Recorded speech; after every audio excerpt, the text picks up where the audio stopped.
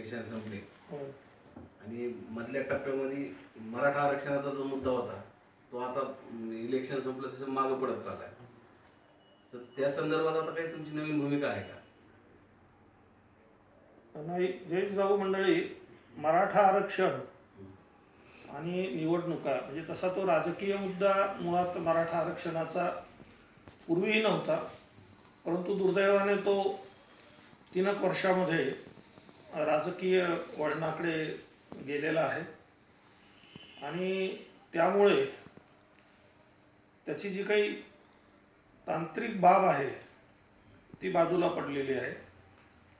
महाराष्ट्र शासनाने 4 जानेवारीला राज्य मागासवर्ग आयोगाची आता नियुक्ती केलेली आहे आणि मला असं वाटतं की आता हायकोर्टामध्ये जी काही सुनावणी चाललेली आहे, हायकोर्ट पुढे सुनावणी करण्यापेक्षा हा मुद्दा नवनियुक्त आयोगाकडे देईल ही जास्त शक्यता आहे. आणि नवनियुक्त आयोगाने जर अकॅडमिकली व्यवस्थित जुना आणि नवा हा सगळा डेटा अभ्यासला तर मराठा समाजाचा सरसकट समावेश ओबीसीमध्ये करण्यामध्ये आज तरी त्यांना काही अडचण वाटत नाही. आणि मराठा सेवा संघाचा काही वेगळा पुन्हा त्याच्या मागे आंदोलन करायचं किंवा काही भूमिका घ्यायची अशी भूमिका नसून शासनाने त्याला जोडून जी एक सारथी ही संस्था स्थापन केलेली आहे, त्यांच्याकडे जास्तीत जास्त काही डेटा कसा देता येईल आणि संपूर्णपणे टेक्निकल बाबीवर, सत्य डेटावर हे आरक्षण कसं मिळवता येईल एवढाच आमचा प्रयत्न राहील, आग्रह राहील. आरक्षणाबरोबरच जे युवा वर्ग आहे सध्या सुशिक्षित बेरोजगारीचं प्रमाण जास्त वाढलेलं आहे, त्यासाठी विशेष असे काही प्रकल्प शासनाकडून तुम्ही राबवून देण्यासाठी काही प्रयत्न करतात का? नाही, आता 25 वर्षामध्ये मराठा सेवा संघात आम्ही प्रामुख्याने नवीन युवकांना, बेरोजगार मुलामुलींना हे सांगत राहिलेलो आहे की शासन हे नामधारी राहील आता जागतिकीकरणाच्या संपूर्ण प्रक्रियेमध्ये आणि त्यामुळे शासकीय नोकऱ्या ह्या टप्प्याटप्प्याने कमी होऊन कदाचित पुढच्या 5-10 वर्षामध्ये अत्यंत काही महत्त्वाच्या नोकऱ्या कदाचित शिल्लक राहिलेल्या असतील, जिथे पॉलिसी मेकिंग म्हणतो आपण अशा काही पद्धतीच्या. त्यामुळे संभाजी ब्रिगेडच्या, जिजाऊ ब्रिगेडच्या मुलामुलींना सातत्याने आम्ही सांगितलेलं आहे की जमेल तिथे तुम्ही तुमच्या गुणवत्तेवर जी मिळेल ती शासकीय नोकरी मिळवण्याचा प्रयत्न करा किंवा शासकीय किंवा इतर कुठली नोकरी मिळवण्याचा प्रयत्न करा, परंतु केवळ नोकरीच करायची या पायी तुम्ही तुमच्या स्वतःच्या कलागुणाकडे दुर्लक्ष न करता फार अगदी जिथे तुम्हाला म्हणजे बूट पॉलिश ते डोक्याच्या मालिशपर्यंत हा संदेश आम्ही दिला की त्याच्यात कुठेही तुम्ही आम्ही कसं काय करावं हा विचार न करता सोपावर स्वतःच्या उभे राहा. आणि सरकारने काही करावं असं सरकारजवळ आहे आता काही नाही आहे बदलत्या त्याच्यामध्ये. त्यामुळे आता समाजाने समाजाचा विकास करण्याचे हे दिवस आहेत, कुटुंबाने कुटुंबाचा विकास करून घेण्याचे हे दिवस आहेत. आणि म्हणून मला सांगायला बरं वाटेल की आपल्या मराठवाड्याचा जरी आपण विचार घेतला किंवा तुझ्या अगदी केस जवळचा आहे, इथे आता मनोज जाऊन आला, हे कदमांचं आपलं गाव वरचं आहे मसाजोगमध्ये मुलं बरेचसे आता तुमच्या केजमध्येही तुम्ही पाहिलं असेल की खूप मुलं अगदी छोटे छोटे उद्योग व्यवसाय करून आता स्वतःच्या पायावर उभे राहायला लागलेले आहेत. त्यामुळे सरकारने ह्याच याला थोडंसं उत्तेजन दिलेलं आहे, ज्याला स्किल डेव्हलपमेंट म्हणून त्यांनी वेगळा प्रयोग केलेला आहे. त्या माध्यमातून काही थोडाफार उपयोग आम्ही नक्की करून घेतो आहोत. परंतु सरकारकडून आता खूप काही अपेक्षा कुठलंही सरकार आलं तरी आम्ही पूर्वी करत नव्हतो आणि आता तर जवळपास करण्याची काही गरजच नाही.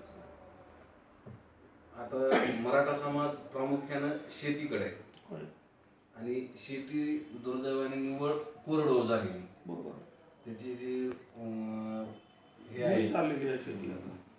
तर आता हे एकत्रित शेतीसाठी किंवा ह्याच्यासाठी सर्वांनी मिळून आता संघटनात्मक बांधणी झाली पाहिजे, शेतकऱ्याचीच बांधणी झाली पाहिजे. मुळात यासाठी काही विशेष आता आपल्याकडे जो काही सामूहिक शेती म्हणा किंवा गावची शेती म्हणून पूर्वीचा जो एक कन्सेप्ट होता तो आता सहजासहजी पुन्हा परत येणे अत्यंत अवघड आहे.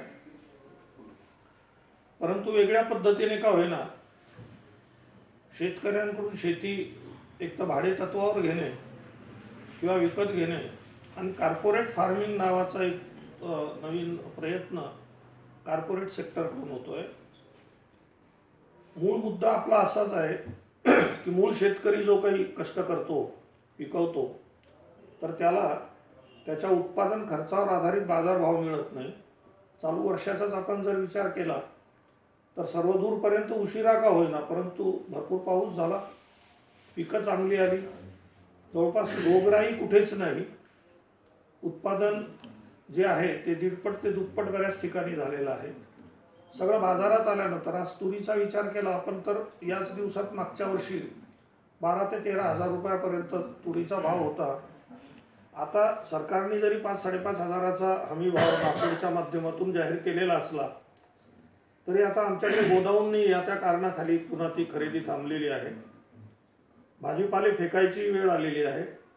तूर आज 3.5-4 हजारापासून काय म्हणू आपण त्याला व्यापारी खरेदी करू लागलेले आहेत आणि सामान्य शेतकऱ्याकडे ती तूर कुठेतरी ठेवण्या इतकी क्षमता नसल्यामुळे त्याला विकण्याशिवाय पर्याय नाही. अशा सगळ्या काही अडचणी आहेत. तर सामूहिक शेती, सार्वजनिक शेती होईल काही नाही सांगता येत नाही. परंतु सरकारने किमान हमी भाव जरी जाहीर केले आणि बाजारात समजा एक 10,000 रुपये त्यांनी द्यायची तयारी दर्शवली, 10,000च्या वर मिळाले तर सरकारने काही देऊ नये किंवा 10,000 मिळाले तरी देऊ नये, 10% पुन्हा इकडे तिकडे काही करता येतं. तर त्यापेक्षा बाजारभाव काय आहे आणि शेतकऱ्याला काय मिळतं यातला फरक जरी त्यांनी सबसिडीच्या ऐवजी डायरेक्ट यांच्या खात्यामध्ये जमा केला तर बऱ्याचशा बाबी होऊ शकतील. त्यामुळे सरकारकडून शेतकरी जगवल्या गेला तर आहे हीच परिस्थिती योग्य त्या पद्धतीने चालेल आणि ते होणार नाही. यासाठी शेतकऱ्यांनी अगदीच ज्यांचं खूपच अडलेलं आहे अशा लोकांनीच शेती करणे आणि शेतीला धरून इतर काही करता येत असेल तर ते व्यवसाय किंवा उद्योग करणे, अन्यथा शेती पूर्णपणे बंद करणे किंवा ज्याला अन्नधान्य म्हणतो आपण की ज्याचा कवडीमोल जवळपास भाव झालेला आहे असं उत्पादन न करता कमर्शियल शेती, फळबागा म्हणा, फुलबागा म्हणा, ज्या प्रिझर्व करता येईल, एक्सपोर्ट होऊ शकतील किंवा जास्त भाव मिळेल, ही शेती करणं अत्यंत गरजेचं आहे. आणि ही शेती करण्यासाठी लागणारं जे तंत्रज्ञान आहे, अर्थकारण आहे, त्याचा उपयोग त्यांनी केला पाहिजे, ही आजची गरज आहे. आणि जे शेतकरी कालमानानुसार आपल्याला परवडतं की नाही परवडत, आपल्याला जमेल की नाही जमेल याचा विचार न करता बदलले नाही तर मग आत्महत्येशिवाय पर्याय नाही. आजचा युवा वर्ग सगळा गावाकडून शहराकडेच जाण्याचा जास्त कल आहे. तिथं तो काही कमवू शकत नाही आणि परत नैराश्याच्या ह्याच्यात येतो.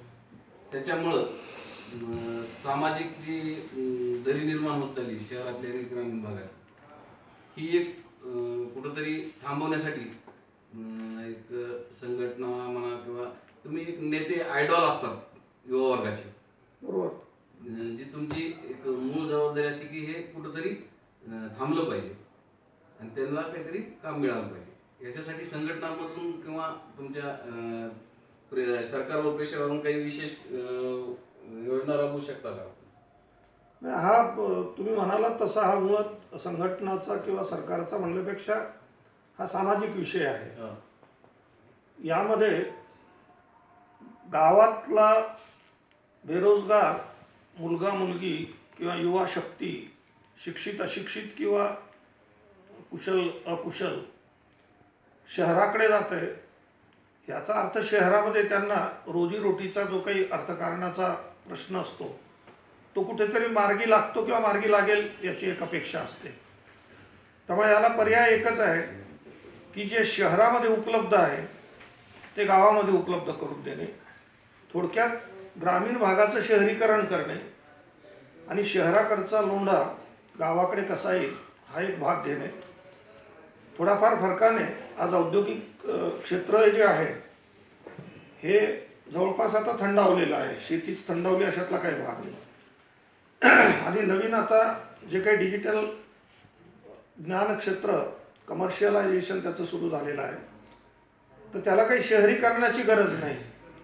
फक्त त्याच्यासाठी उपलब्ध असणारं जे काही तंत्रज्ञान आहे ते जर गाव पातळीवर पोचवलं आणि जे IT सेक्टर्स आहेत हे गावाकडे आणले आणि त्याच्यासाठी लागणारे जे काही टावर्स किंवा इतर ज्या काही केबल्स वगैरे असतील त्या इथे उभारल्या, तर मला असं वाटतं की हे बरंचसं काम होऊ शकेल.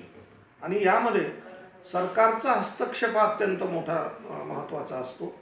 ही सरकारी पॉलिसीची बाब आहे. संघटनात्मक पातळीवर आपण कितीही म्हटलं की आपण असं करू तसं करू तर ते खूप अवघड आहे. त्यामुळे त्या अंगाने मुलामुलींनी शहराकडे जर जायचं नसेल तर ग्रामीण भागामध्ये काही बाबी होणं गरजेचं आहे. थोड्याफार फरकाने जर आपण विचार केला तर आज गावखेडे बऱ्यापैकी विस्तारित झालेले आहेत आणि 25-20% का होईना छोटे छोटे रोजगार जे आहेत, जे स्किल लेबरवर असे साधे ऑटो चालक असतील, नवीन नवीन समजा TV वगैरे आलेले आहेत त्याच्या दुरुस्त्या असतील, मोबाईल आलेले आहेत त्याच्या दुरुस्त्या असतील, असे काही स्किल्ड जॉब्स गावामध्ये उपलब्ध झालेले आहेत. पण आपला जो पुढचा प्रश्न आहे की हायली स्किल्ड आणि हायली पेएबल जे जॉब्स आहेत, ज्याला व्हाईट कॉलर जॉब म्हणतो आपण, ते ग्रामीण भागामध्ये येणं अत्यंत गरजेचं आहे.